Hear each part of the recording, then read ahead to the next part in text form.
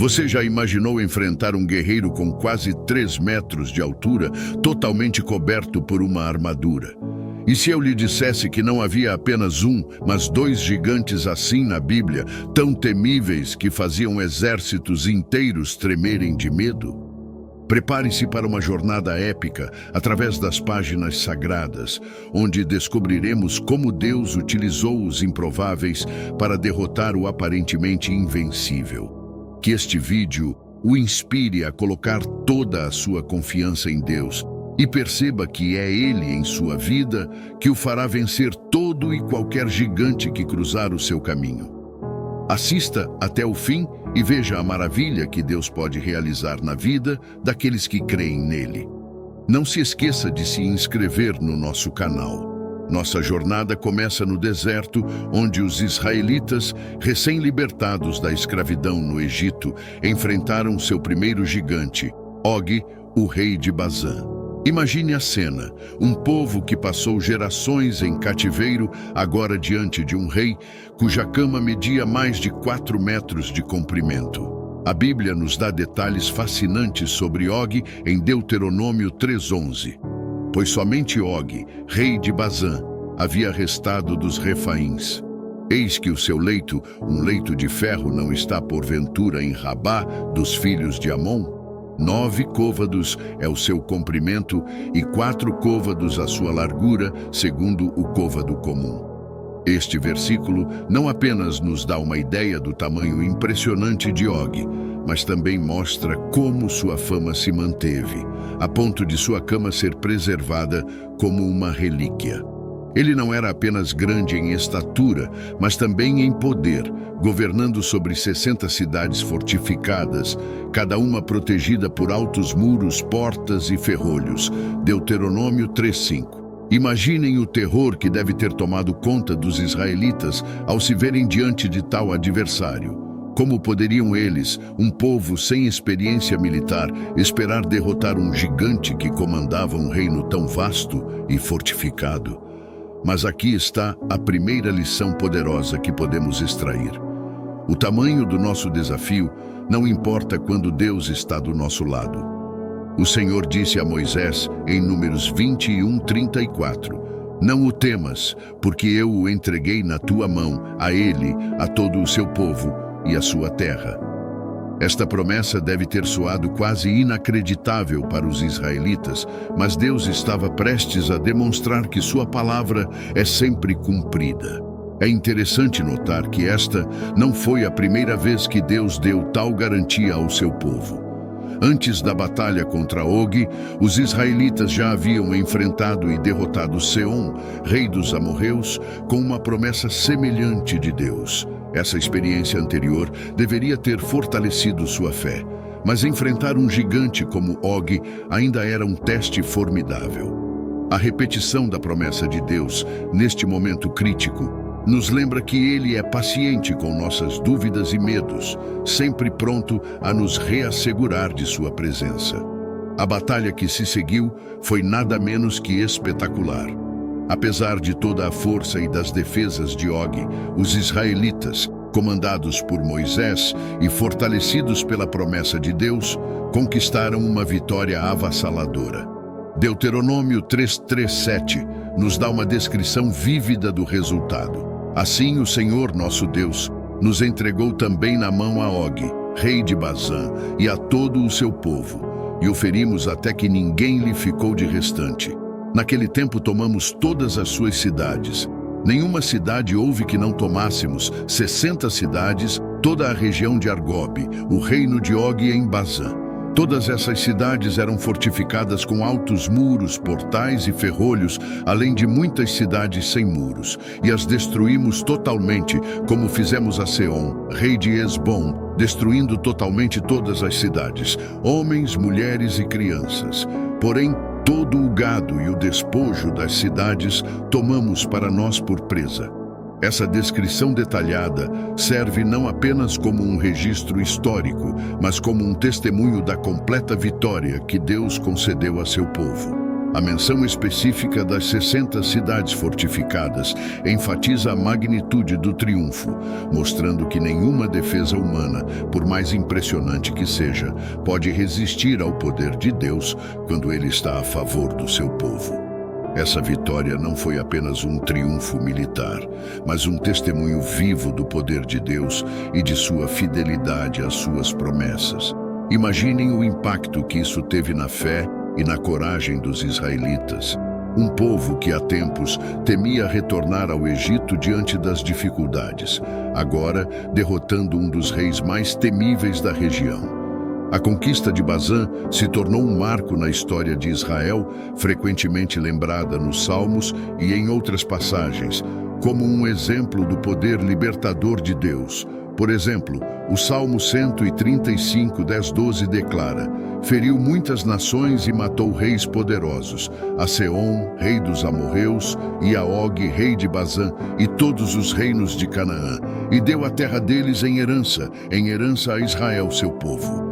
Essa memória serviria como um farol de esperança e confiança para as futuras gerações, lembrando-as de que com Deus nenhum obstáculo é insuperável. A vitória sobre Og não apenas removeu uma ameaça imediata, mas também preparou o caminho para a conquista da terra prometida. Bazã era uma região fértil e estrategicamente importante, localizada a leste do Rio Jordão. Sua conquista forneceu uma base sólida para as futuras campanhas a oeste do Jordão.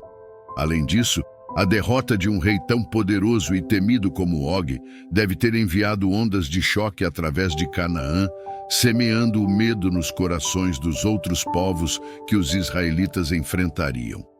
Vemos evidências disso em Josué 2:10, onde Raabe, a prostituta de Jericó, diz aos espiões israelitas: porque ouvimos que o Senhor secou as águas do Mar Vermelho diante de vós, quando saístes do Egito, e o que fizestes aos 2 reis dos amorreus, a Seom e a Og, que estavam além do Jordão, os quais destruístes.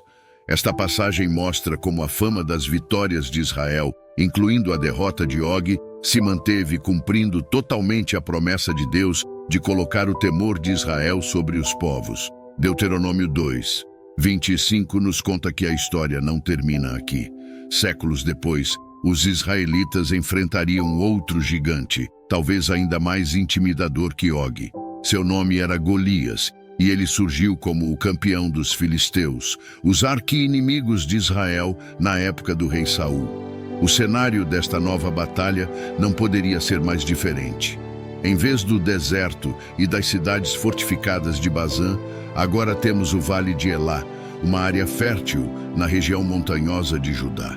O contexto político e militar também havia mudado dramaticamente. Não era mais um povo nômade recém-saído do Egito, mas uma nação com seu próprio rei. No entanto, apesar de todas essas mudanças, eles ainda enfrentaram o desafio de confiar em Deus diante de um inimigo aparentemente invencível. Golias era um espetáculo de se ver. A Bíblia nos dá uma descrição detalhada em 1 Samuel 17:4-7. Então saiu do arraial dos filisteus um homem guerreiro, cujo nome era Golias, de Gate, de 6 côvados e 1 palmo de altura. Trazia na cabeça um capacete de bronze, vestia uma couraça de escamas, cujo peso era de 5.000 siclos de bronze. Trazia nas pernas grevas de bronze e um dardo de bronze entre os seus ombros. A haste da sua lança era como o eixo de tecelão, e a ponta da sua lança pesava 600 siclos de ferro, e diante dele ia o escudeiro. Vamos pausar por um momento para considerar essas medidas. 6 côvados e 1 palmo equivalem a aproximadamente 2,90 metros. A couraça que ele vestia pesava cerca de 57 quilos, mais do que muitas pessoas adultas. Sua lança era descrita como um eixo de tecelão, com uma ponta de ferro que pesava cerca de 7 quilos. Golias não era apenas um gigante, ele era uma fortaleza ambulante. Por 40 dias, Golias desafiou os exércitos de Israel, zombando deles e de seu Deus. 1 Samuel 17, 8, 10 registra suas palavras de escárnio. Por que saístes a pôr em ordem de batalha? Não sou eu filisteu e vós servos de Saul? Escolhei dentre vós um homem que desça a mim. Se ele puder pelejar comigo e me ferir, seremos seus servos. Porém, se eu o vencer e o ferir, então sereis nossos servos e nos servireis. Disse mais o filisteu: hoje desafio as tropas de Israel. Dai-me um homem para que ambos lutemos. Imagine o efeito devastador que isso teve na moral das tropas israelitas. A cada manhã e tarde, por mais de um mês, eles eram lembrados de sua aparente inferioridade diante deste colosso filisteu. O medo se espalhou como uma praga pelo acampamento. A situação era tão grave que 1 Samuel 17:11 nos diz: ouvindo Saul e todo o Israel estas palavras do filisteu, espantaram-se e temeram muito. É neste cenário de desespero que entra em cena um herói improvável, Davi, um jovem pastor. A introdução de Davi na narrativa é feita de maneira aparentemente casual. Ele não estava no campo de batalha, mas em casa, cuidando das ovelhas de seu pai. Foi apenas quando seu pai o enviou para levar suprimentos a seus irmãos no exército que Davi se deparou com a situação.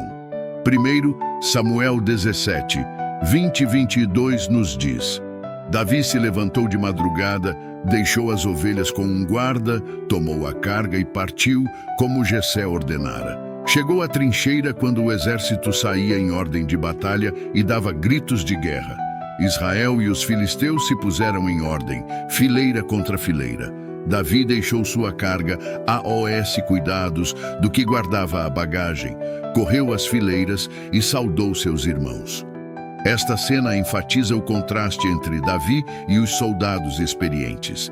Enquanto eles se preparavam para a batalha com gritos de guerra, Davi chegava como um simples mensageiro, alheio ao terror que dominava o acampamento. Quando todos os guerreiros experientes tremiam de medo, este rapaz, movido por uma fé inabalável, se ofereceu para enfrentar Golias. 1 Samuel 17, 26 registra as palavras de Davi. Então falou Davi aos homens que estavam com ele, dizendo: que fará aquele homem que ferir este filisteu e tirar a afronta de sobre Israel? Quem é, pois, este incircunciso filisteu para afrontar os exércitos do Deus vivo? Observe como a perspectiva de Davi é radicalmente diferente da dos soldados. Onde eles viam um gigante invencível, Davi via apenas um filisteu incircunciso que ousava desafiar o Deus vivo. Essa diferença de perspectiva é crucial para entender a coragem de Davi. Sua confiança não estava em sua própria força ou habilidade, mas na fidelidade e no poder de Deus. A oferta de Davi para lutar contra Golias foi inicialmente recebida com ceticismo e até ridicularização por parte de seu próprio irmão Eliabe, que o acusou de arrogância e irresponsabilidade. 1 Samuel 17, 28. O rei Saul, ao finalmente permitir que Davi lutasse, tentou vesti-lo com sua própria armadura. Um gesto que, embora bem intencionado, demonstrava uma falta de compreensão da verdadeira fonte de força de Davi. A recusa de Davi em usar a armadura, 1 Samuel 17, 39, não foi apenas uma questão de conforto físico, mas uma declaração de fé. Ele estava confiando não em proteção humana, mas na proteção divina. As palavras de Davi a Saul, em 1 Samuel 17, 37, resumem sua confiança. Disse mais Davi: o Senhor me livrou das garras do leão e das do urso, ele me livrará da mão deste filisteu. Então disse Saul a Davi: vai-te, e o Senhor seja contigo. O confronto entre Davi e Golias é um dos momentos mais dramáticos e inspiradores da história bíblica. As palavras de Davi ao se aproximar de Golias ressoam através dos séculos. Tu vens contra mim com espada e com lança e com escudo. Porém, eu vou contra ti em nome do Senhor dos Exércitos, o Deus dos exércitos de Israel, a quem tens afrontado. Hoje mesmo o Senhor te entregará nas minhas mãos, ferir-te-ei, tirar-te-ei a cabeça, e os cadáveres do arraial dos filisteus darei hoje mesmo às aves dos céus e às bestas da terra. E toda a terra saberá que há Deus em Israel. 1 Samuel 17, 45, 46. Esta declaração não é apenas uma demonstração de coragem, mas uma profissão de fé. Davi entendia que esta batalha não era apenas entre ele e Golias, mas uma oportunidade para Deus demonstrar seu poder mais uma vez a todas as nações. O que se seguiu foi um dos momentos mais inesperados e decisivos da história de Israel. Armado apenas com uma funda e 5 pedras lisas, Davi enfrentou o gigante. 1 Samuel 17, 40 e 9, 50 descreve o desfecho. E Davi meteu a mão no alforge, tomou dali uma pedra e com a funda lhe a atirou, e feriu o filisteu na testa. A pedra cravou-se-lhe na testa e ele caiu com o rosto em terra. Assim prevaleceu Davi contra o filisteu com uma funda e uma pedra, feriu o filisteu e o matou, sem que Davi tivesse uma espada na mão. Este momento não apenas decidiu a batalha, mas também demonstrou de forma dramática que a verdadeira força não reside no tamanho físico ou no armamento, mas na fé e na confiança em Deus. A queda de Golias, com uma única pedra certeira, não foi apenas um golpe de sorte, mas uma manifestação tangível do poder de Deus agindo através de um servo fiel. A vitória de Davi sobre Golias não foi apenas um triunfo pessoal, mas um testemunho do poder de Deus e da importância de confiar nele em todas as circunstâncias. Mas uma reviravolta decisiva na história de Israel, a vitória de Davi sobre Golias, marcou o início da ascensão de Davi como líder e futuro rei, servindo como um poderoso testemunho do poder de Deus para realizar o impossível através daqueles que confiam nele. O impacto imediato dessa vitória é descrito em 1 Samuel 17, 50 e 1:53. Então correu Davi, pôs-se em pé sobre o filisteu, tomou-lhe a espada e, tirando-a da bainha, o matou e cortou-lhe a cabeça. Vendo os filisteus que era morto o seu campeão, fugiram. Então os homens de Israel e de Judá se levantaram e, gritando, perseguiram os filisteus até a entrada do vale e até as portas de Ecrom. Os cadáveres dos filisteus caíram pelo caminho de Saaraim até Gate e Ecrom. A derrota de Golias não apenas removeu a ameaça imediata, mas também incitou todo o exército de Israel a perseguir e derrotar os filisteus, transformando o que poderia ter sido uma derrota humilhante em uma vitória esmagadora. Essas duas histórias, separadas por séculos, discutem temas profundos que ressoam até hoje. Ambas nos mostram que os gigantes em nossas vidas, sejam eles desafios, medos ou adversários, podem parecer insuperáveis à primeira vista. Mas quando confiamos em Deus e agimos com fé, descobrimos que nenhum obstáculo é grande demais. A vitória de Israel sobre Og e a de Davi sobre Golias não foram resultado de superioridade militar ou de estratégia brilhante, mas de uma confiança inabalável no poder e na fidelidade de Deus. Isso nos lembra que, em nossas próprias batalhas, a chave para a vitória não está em nossa força ou recursos, mas em nossa disposição de confiar e obedecer a Deus, mesmo quando as circunstâncias parecem impossíveis. Og e Golias representam mais do que apenas inimigos físicos. Eles simbolizam tudo o que nos intimida, nos faz duvidar e temer. Podem ser problemas de saúde, dificuldades financeiras, relacionamentos conturbados ou batalhas internas. O princípio, no entanto, permanece o mesmo. Com Deus, podemos enfrentar e superar até mesmo os desafios mais assustadores, assim como os israelitas tiveram que entrar na batalha contra Og, e Davi teve que dar o passo de fé para enfrentar Golias. Somos chamados a agir em fé diante de nossos próprios gigantes. A promessa de Deus em Isaías 41:10 ecoa através dessas histórias e chega até nós hoje. Não temas, porque eu sou contigo. Não te assombres, porque eu sou o teu Deus. Eu te fortaleço e te ajudo e te sustento com a minha destra fiel. A lição de Moisés ao liderar os israelitas contra Og nos ensina sobre a importância da liderança baseada na fé.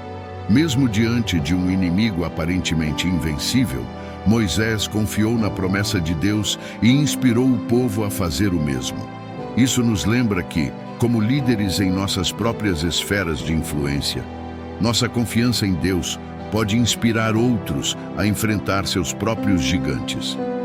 A liderança de Moisés neste momento crítico não foi baseada em sua própria força ou sabedoria, mas na fé inabalável em Deus e em suas promessas, mas na sua disposição de confiar e obedecer a Deus.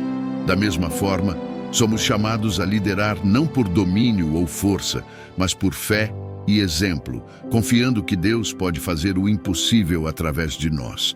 Por outro lado, a história de Davi e Golias nos mostra que Deus frequentemente escolhe os improváveis para realizar seus propósitos.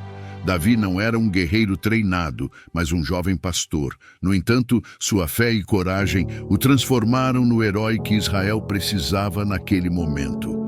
Isso nos encoraja a não subestimar nosso potencial quando estamos alinhados com os propósitos de Deus.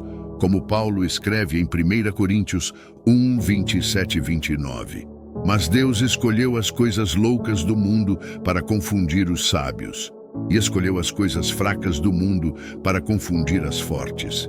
E Deus escolheu as coisas humildes deste mundo e as desprezadas, e aquelas que não são, para reduzir a nada as que são, para que ninguém se vanglorie diante dele. Esta verdade nos lembra que Deus pode usar qualquer um de nós, independentemente de nossas limitações aparentes, para realizar seus propósitos e trazer glória ao seu nome. Ambas as histórias também destacam a importância de confiar nos recursos de Deus, não nos nossos. Os israelitas não teriam chance contra Og confiando apenas em suas próprias forças, assim como Davi não poderia derrotar Golias com armas convencionais. Foi a confiança no poder de Deus que fez a diferença. Isso nos desafia a reconsiderar como abordamos nossos próprios desafios. Estamos confiando em nossas próprias habilidades ou na força infinita de Deus? O apóstolo Paulo captou essa verdade em 2 Coríntios 12, 9 e 10, quando escreveu: Ele me disse, minha graça é suficiente para você, pois o meu poder se aperfeiçoa na fraqueza. Portanto, eu me gloriarei ainda mais alegremente em minhas fraquezas, para que o poder de Cristo repouse sobre mim. Por isso, por amor a Cristo, regozijo-me nas fraquezas, nos insultos, nas necessidades, nas perseguições, nas angústias, pois quando sou fraco é que sou forte. Por fim, essas narrativas nos ensinam sobre a natureza da verdadeira coragem. Coragem não é a ausência de medo, mas a vontade de agir apesar